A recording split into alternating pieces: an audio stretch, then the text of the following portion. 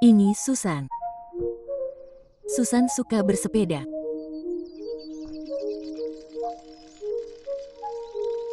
Saat bersepeda, dia terjatuh dan lengannya patah. Sel-sel khusus yang disebut neuron mengirimkan sinyal melalui sumsum tulang belakang ke otak, yang menafsirkan sinyal tersebut sebagai rasa sakit. Susan mengerti bahwa rasa sakit itu berarti dia harus pergi ke rumah sakit, dan tubuhnya diperlengkapi untuk bertahan hidup, membantunya untuk tidak panik sehingga dia dapat mencari pertolongan. Banyak neuronnya yang dilapisi oleh protein yang disebut reseptor opioid. Reseptor ini bertindak seperti jeda untuk memperlambat kemampuan neuron dalam mengirimkan sinyal rasa sakit.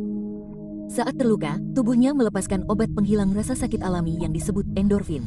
Seperti kunci pada gembok, endorfin mengaktifkan reseptor opioid, memperlambat sinyal rasa sakit dan mencegah kepanikan. Susan dirawat karena patah tulang. Namun, 3 bulan kemudian, lengannya masih terasa sakit. Dan sekarang rasa sakit itu membuatnya merasa tertekan dan cemas. Jadi dokternya meresepkan obat penghilang rasa sakit opioid. Ada banyak opioid yang berbeda, tetapi semuanya memiliki kesamaan kimiawi dengan endorfin kita sendiri. Hal ini memungkinkan mereka untuk mengikat reseptor opioid yang sama dan menghentikan sinyal rasa sakit. Namun, bukan hanya itu yang mereka lakukan. Jauh di dalam otak Susan terdapat wilayah yang disebut area tegmental ventral atau disingkat VTA. VTA penuh dengan neuron yang menghasilkan zat kimia yang disebut dopamin. Ketika sesuatu yang baik terjadi, dopamin dilepaskan, sehingga Susan merasa senang. Hal ini membantu mengajarkan otaknya untuk terus mencari hal-hal yang baik. Untuk menjaga neuron dopamin tetap terkendali, neuron penghambat terus mengerem hingga sesuatu yang baik datang. Sama seperti neuron nyeri, neuron ini ditutupi oleh reseptor opioid. Ketika Susan meminum obat penghilang rasa sakit yang diresepkan oleh dokternya, reseptor opioid mematikan neuron penghambat dan melepaskan ikatan pada neuron dopamin. Aliran dopamin untuk sementara menghilangkan depresi dan kecemasan Susan, dan dia merasa lega, tenang, dan bahkan euforia. Saat Susan terus meminum obat penghilang rasa sakit, otaknya merespons dengan mencoba mendapatkan kembali keseimbangannya. Neuron penghambatnya bekerja ekstra keras, bahkan ketika reseptor opioid diaktifkan, dan neuron dopaminnya semakin sulit melepaskan dopamin.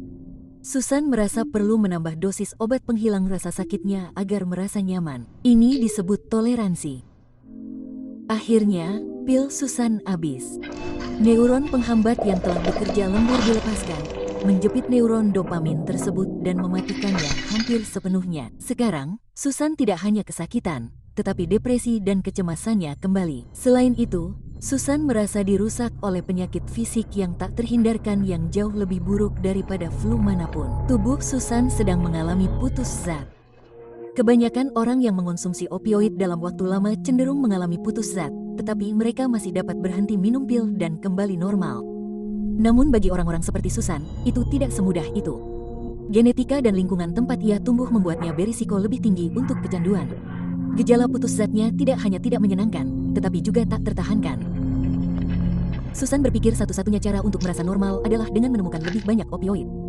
Dan begitulah siklus kecanduan opioid muncul. Didorong oleh otak yang mencoba mendapatkan kembali keseimbangannya.